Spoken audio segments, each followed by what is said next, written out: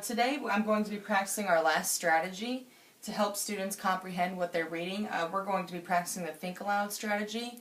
The Think Aloud strategy is when a student or a teacher could be reading out loud, and let's say there's a word or a few words that are maybe not in a direct sentence. You can further explain it or ask the student what it means. So I'm going to read a few short paragraphs and do the Think Aloud strategy. A child was standing on a street corner. He leaned with one shoulder against a high board fence and swayed the other to and fro, the while kicking carelessly at the gravel. Sunshine beat upon the cobbles. Beat upon the cobbles. That could be kind of hard to understand. For me, that means the sun was shining on the road. So, sunshine beat upon the cobbles and a lazy summer wind. Lazy summer wind. That could mean a gentle, free wind, just carelessly moving through your hair. Raised yellow dust which trailed in clouds down the avenue. Clattering trucks, or if student didn't know what clattering meant, you could ask and it would be noisy trucks, moved with indistinctness through it. The child stood dreamily gazing. So when I think of dreamily gazing, I think of staring off into space or thinking. After a time, a little dark brown dog came trotting with an intent air down the sidewalk. So trotting with an intent air down the sidewalk. That can be kind of confusing. For me, that would mean walking purposely in the child's direction, so he had intention to go towards the student. A short rope was dragging from his neck. Occasionally he trod upon the end of it and stumbled. He stopped opposite the child, and the two regarded each other. Here they mean examined each other or observed one another. The dog hesitated for a moment, but presently he made some little advances with his tail.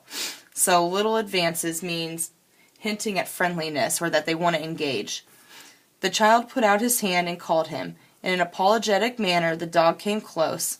So, apologetic manner, this simply just means to show peace. And the two had an interchange of friendly pattings and waggles.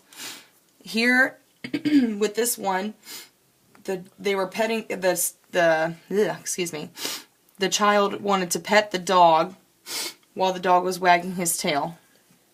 The dog became more enthusiastic with each moment of the interview until, with his gleeful caperings, this one is probably the most confusing, I would say, especially for a student of young age. Gleeful caperings here only means that the dog was doing happy dancing or moving around, jumping. He became excited. He threatened to overturn the child, whereupon the child lifted his hand and struck the dog a blow upon his head. This thing seemed to overpower and astonish the little dark brown dog and wounded him to the heart. He sank down in despair at the child's feet. Obviously, the dog didn't literally sink as if in water, but in this case it means that he laid down looking sad and hopeless. When the blow was repeated, together with an admonition in childish sentences, he turned over upon his back and held his paws in a peculiar manner.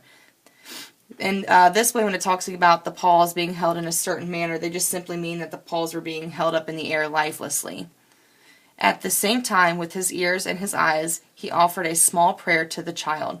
Here, this just simply means he gave an innocent look of forgiveness.